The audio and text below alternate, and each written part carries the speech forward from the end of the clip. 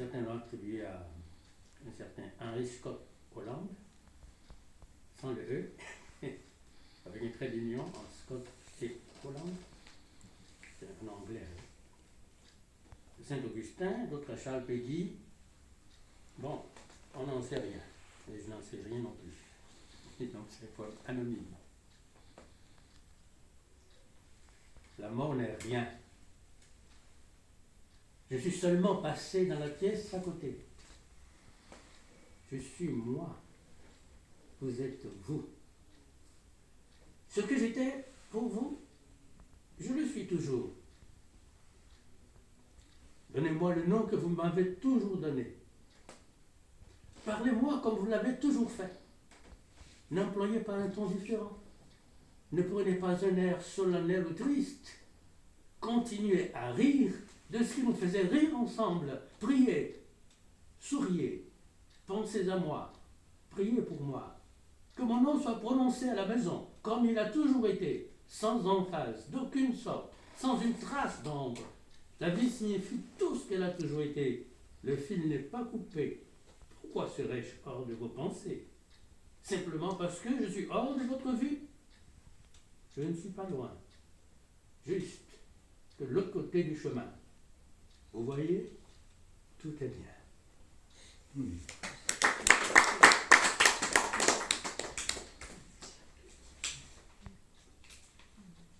Est né le 11 avril 1942 à Abidjan, en Côte d'Ivoire.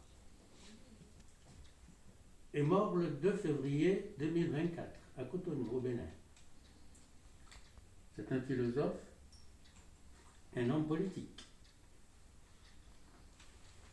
Ancien élève de l'école normale supérieure de la rue d'Ulm, 45 rue d'Ulm à Paris, agrégé de philosophie, docteur en philosophie de l'université Paris-Nanterre. Il a enseigné aux universités de Besançon, Kinshasa et Lubumbashi. Il enseigne depuis 1972 à l'université d'Abomey-Calavi au Bénin, ex-Université nationale du Bénin. Il est membre fondateur du Conseil interafricain de philosophie, CIAP, dont la revue scientifique Conséquences n'a eu qu'un seul numéro. À la suite du changement de régime consécutif à la conférence des forces vives de la nation de février 1990 au Bénin, il a successivement occupé les fonctions de ministre de l'Éducation nationale dans le gouvernement de transition 1990-1991, puis ministre de la Culture et de la Communication de 1991 à 1993. Ensuite, chargé de mission du président de la République, il démissionne en octobre 1994 pour reprendre ses enseignements à l'université de la Abomey-Calavi, comme dans le monde. En 2009, il est directeur du Centre africain des hautes études, dont le siège est à Porto-Novo au Bénin, un centre qu'il a créé, n'est-ce pas? Centre africain des hautes études, CAHE.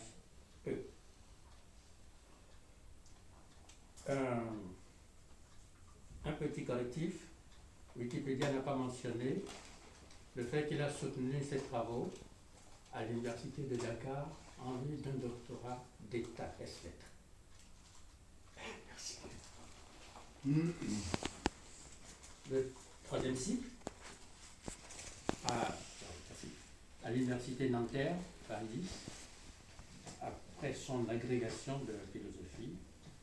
Des années plus tard, il a rassemblé ses travaux, parce qu'à l'époque, il y avait plusieurs doctorats, troisième cycle, doctorat d'État, et puis doctorat d'université pour les étrangers. Depuis la réforme des études doctorales de 1986, abrogée et remise en cours après la parenthèse de la transition de la cohabitation, de la première cohabitation politique en France. La pensée de Paulin. Je vais lire le petit résumé qui est là, après nous pourrons j'inviterai la salle à contribuer parce que beaucoup de gens connaissent au moins ces idées. Donc, je voudrais que ce soit une conférence faite par vous, par nous, ensemble. Pour tous ceux qui peuvent apporter une contribution, elle sera la bienvenue. Donc, après avoir élaboré une thèse, donc sa thèse de doctorat du 3e cycle, sur la phénoménologie du cercle, il a fait des travaux remarquables sur la philosophie et la pensée en Afrique. Travaux dans lesquels il récuse fermement l'attitude qui consiste à appeler philosophie la vision du monde d'un peuple donné. Il propose l'usage discriminatif. Philosophie proprement dite, sans guillemets, ensemble de textes et de discours explicites, littérature d'intention philosophique. Deuxième point, philosophie au sens impropre, souligné ici par les guillemets. Vision du monde collectif et hypothétique d'un peuple donné. Troisième, ethnophilosophie, recherche qui repose en tout ou partie, je vais expliquer tout cela tout à l'heure, en tout ou partie sur l'hypothèse d'une telle vision du monde, essai de reconstruction d'une philosophie collective supposée. En bref, dans ses recherches, il critique un mythe popularisé par les chercheurs qu'il a appelé ethnophilosophie et qui affirme qu'il existe une philosophie africaine, autochtone, collective, séparée et distincte de la tradition philosophique occidentale. Il soutient qu'une véritable philosophie africaine doit assimiler et dépasser l'héritage théorique de la philosophie occidentale par un effort personnel de pensée autonome et critique. Jusqu'à la fin de sa vie, Ntondji Paulin a défendu l'idée d'une philosophie universaliste développée par les Africains qui peut prendre pour objet des questions spécifiques des cultures et sociétés africaines, tout en contribuant au développement général de la discipline philosophique pour l'ensemble de l'humanité.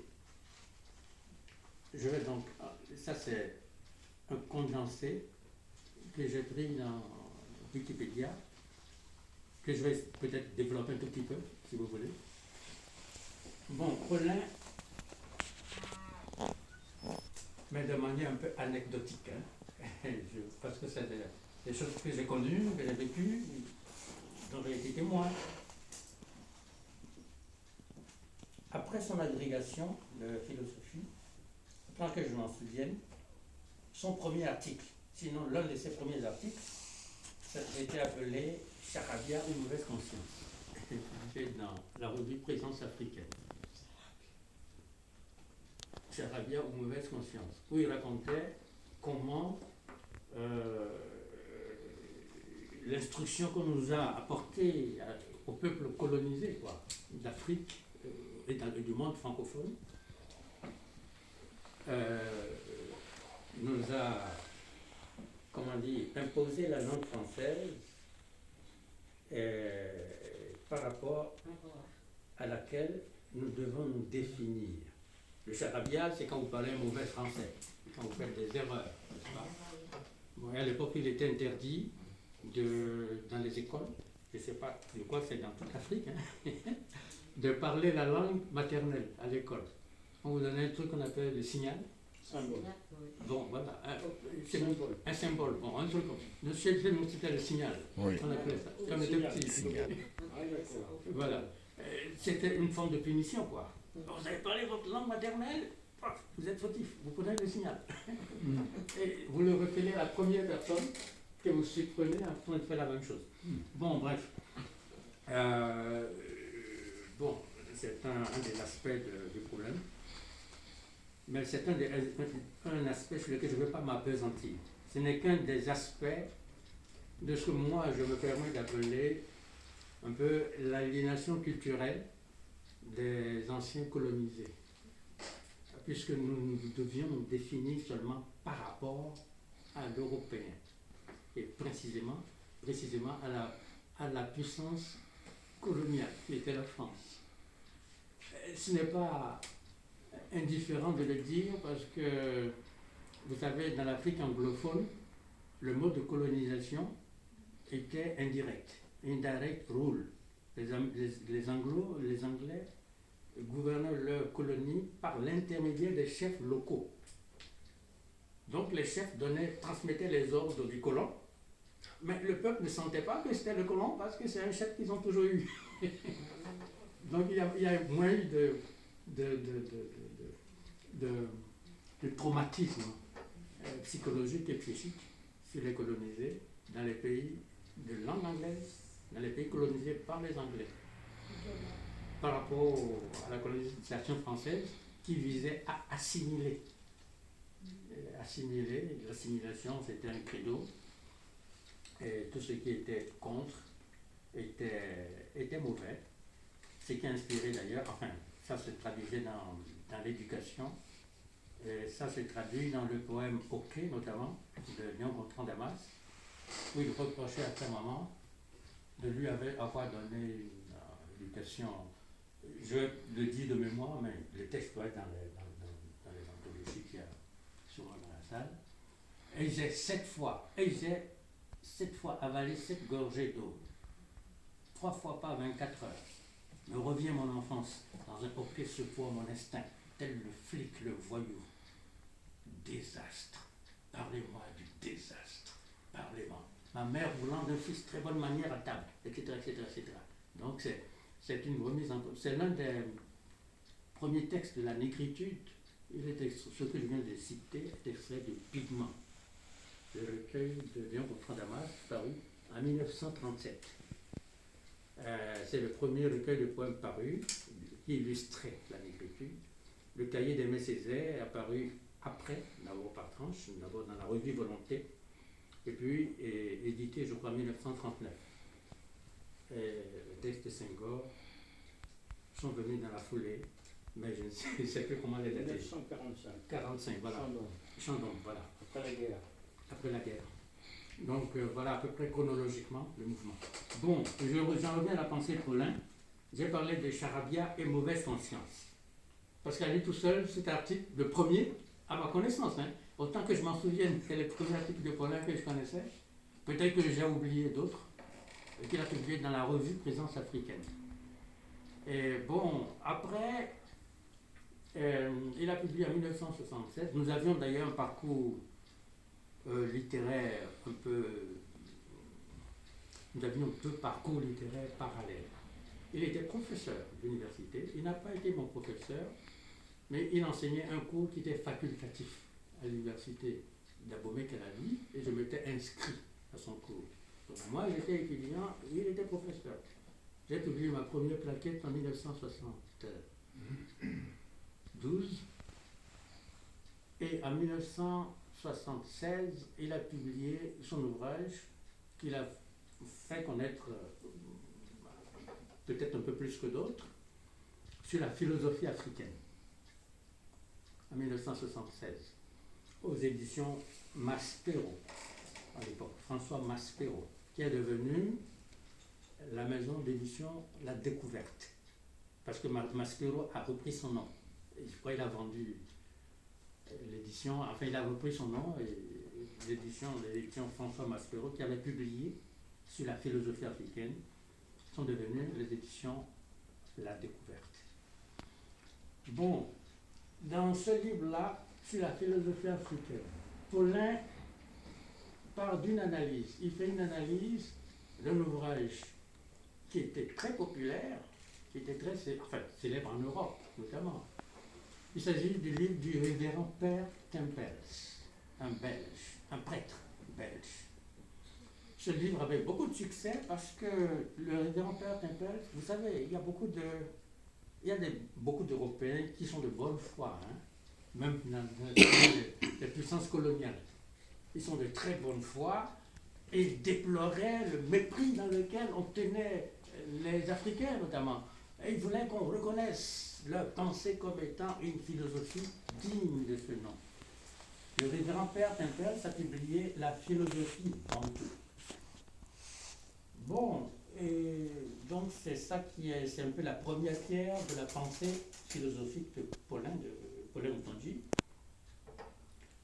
Il estime que le révérend Père Tempels a fait un travail de collecte ethnologique. C'est-à-dire, il a collecté les éléments de pensée bantou, de pensée religieuse, toute la pensée du peuple. Et il a estimé que ça constituait la philosophie bantou. J'ai dit qu'il est de bonne foi, à mon avis, à moi, il est d'abord de bonne foi, parce qu'il appelait au respect de la pensée africaine. Mais Paulin s'est insurgé parce qu'il trouve que c'est une forme de condescendance aussi. Vous comprenez? Je me souviens d'ailleurs d'un argument très très particulier. Il dit voilà, par exemple, le révérend Père Tempels, il demande que la pensée bantou soit respectée comme la philosophie bantou. Bon, en réalité, il a décrit un système de pensée, un système ontologique, un système d'analyse de la pensée religieuse, fondée sur des dieux, les divinités. Parce que dans les cultures africaines précoloniales ou dites traditionnelles, il y a une multiplicité de dieux avec à la tête un Dieu suprême. Un Dieu suprême que certains ethnologues haïtiens notamment, parce que j'ai connu un professeur haïtien d'ailleurs qui est venu enseigner l'ethnologie dans mon pays, au Bénin. Ils sont partis du Bénin, n'est-ce pas? Lui voulait qu'on revalorise un peu nos cultures d'une autre manière et faisait le rapprochement avec la religion catholique. Il dit bon, on parle d'un Dieu unique. Chez les animistes, ils considèrent que le Dieu suprême serait l'équivalent de ce Dieu unique chrétien, d'autant plus que dans la religion catholique notamment, il y a plusieurs saints. Vous avez des saints d'ailleurs qui ont des grades. Vous avez l'archange Gabriel, etc., etc. Quoi. Bon, moi je suis protestant, notre père était pasteur protestant, donc on n'a pas connu ce problème. Mais je raconte un peu comment les gens font le rapprochement avec entre le système de pensée religieuse des sociétés africaines, le rapprochement avec la religion chrétienne, en particulier catholique. Bon, donc le révérend Père Tempels demande qu'on respecte. Bon, j'ai dit tout à l'heure, j'ai parlé des anges, Gabriel, l'archange Gabriel, et des anges, un grand en dessous, etc., etc., etc. Même la Vierge Marie. Autant de symboles de saints que les chrétiens utilisent comme intermédiaires pour s'adresser au Dieu unique. Quand vous dites par exemple, Mère de Jésus, priez pour nous. Vous la prenez comme intermédiaire entre vous et le Dieu unique. Bon, donc les ethnologues considèrent, n'est-ce pas, que le système ontologique des sociétés africaines ou d'origine africaine fonctionne selon ce schéma-là. C'est-à-dire, eux, ils ont des dieux, le dieu du feu, le dieu de la variole, le dieu des éléments de la nature, qui ne domptaient pas ou qui n'arrivaient pas à dompter, ils les ont déifiés. D'ailleurs, ça relève, à mon humble avis, des premières manifestations religieuses, depuis la préhistoire. Toutes les forces de la nature que les hommes n'ont pas pu combattre efficacement, ils les ont respectés, ils les ont adorés. On a adoré le feu dans les sociétés, notamment en Amérique, chez les Indiens, le soleil, bref, toutes les forces de la nature ont été adorées. Jusqu'à ce que la science fasse son éruption avec ses progrès. Donc Paulin, voilà, j'ai été un peu long, il y a un détail précis. Dans le système ontologique bantou, il y a plusieurs dieux. Il y a plusieurs dieux hiérarchisés, mais au plus petit échelon des dieux, il y avait l'homme blanc. Et ils sont venus avec des armes, comme disait Hamidou Khan dans l'aventure ambiguë, ils n'avaient pas raison, mais ils ont vaincu. C'est-à-dire, la victoire dans une guerre devait aller à la personne, au camp qui avait raison. Mais eux, ils n'avaient pas raison, ils ont vaincu quand même. Bon, bref. Donc, on les a adorés, comme il dit. Donc, Paulin dit, mais bon, vous voulez qu'on respecte la pensée ontologique, le système ontologique bantou, la pensée bantou, que vous appelez philosophie bantou. Ça veut dire que vous demandez que les Africains continuent à vous considérer comme des dieux. Bon, voilà un tout petit peu comment je schématise un peu la chose de manière non libre. Non. Bon, voilà. Donc, la philosophie, ça c'était sur la philosophie africaine. C'est le titre du livre où il dénonçait ce système de pensée comme relevant de l'ethnophilosophie. J'ai lu dans le truc de Wikipédia, on lui attribue la création du concept. Bon, ça m'avait jamais frappé. Pas tout comme Césaire a créé le mot négritude. Apparemment, il y a des commentateurs qui lui attribuent la paternité du concept d'ethnophilosophie. Il combat.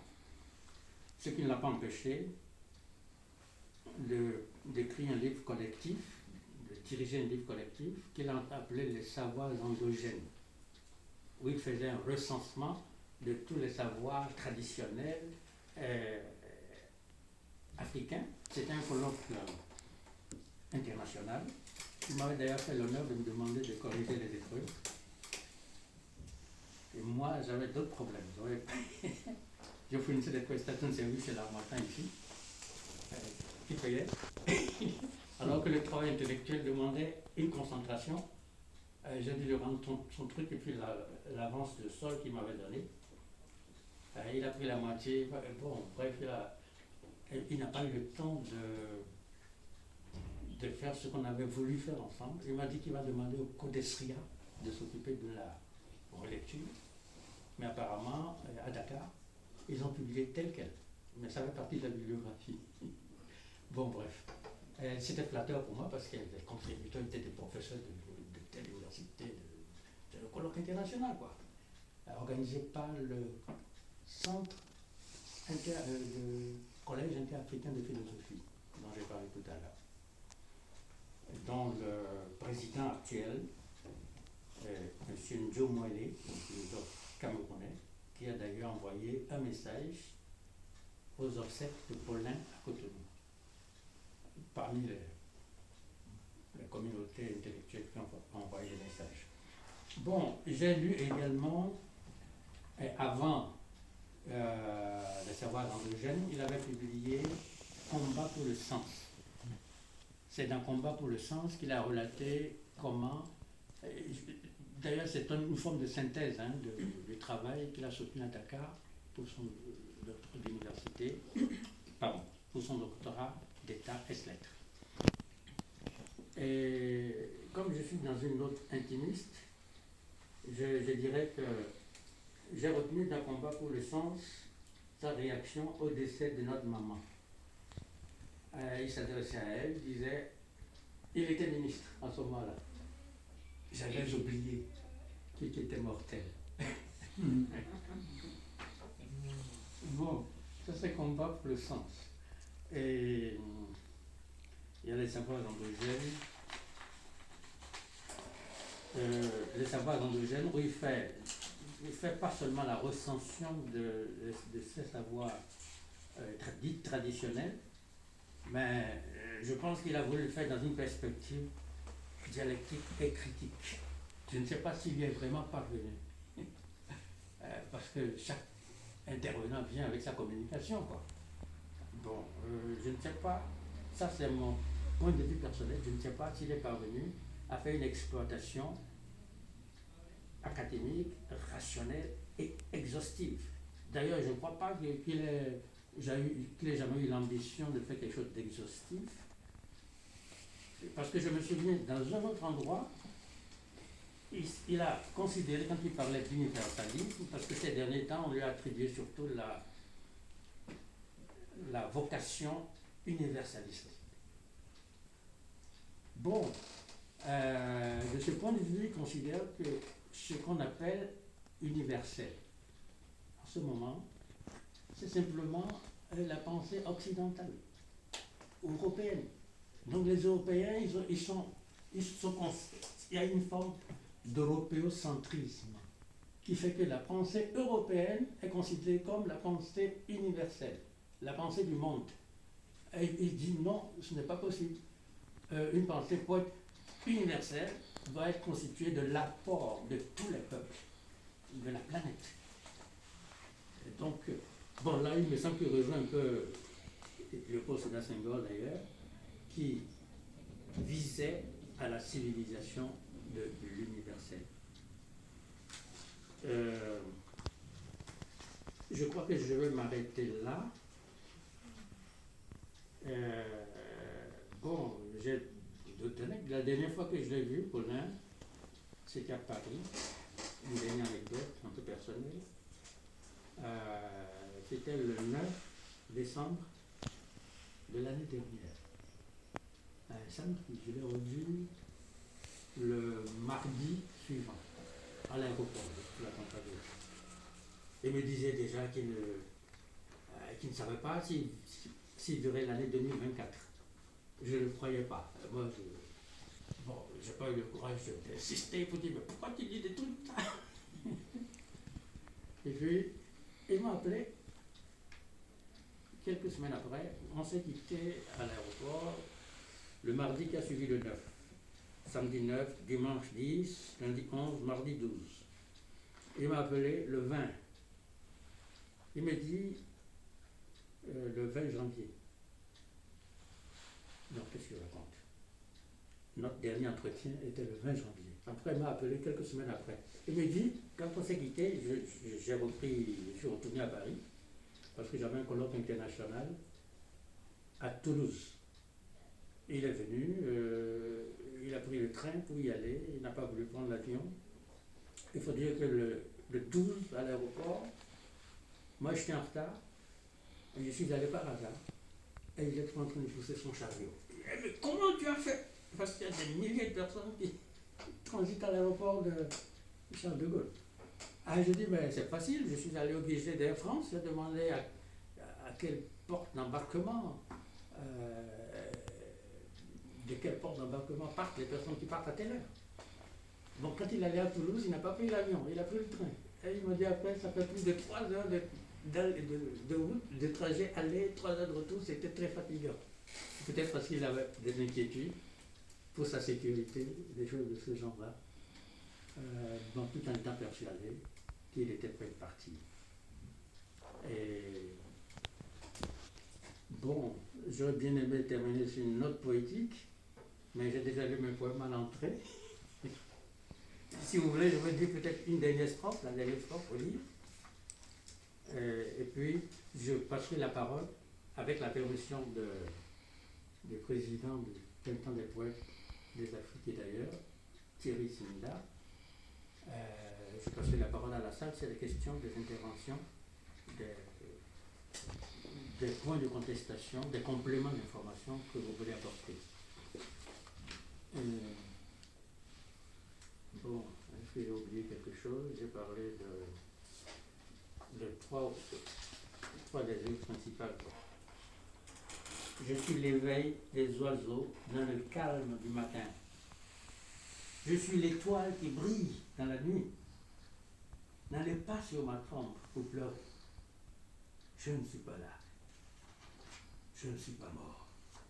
Je vous remercie.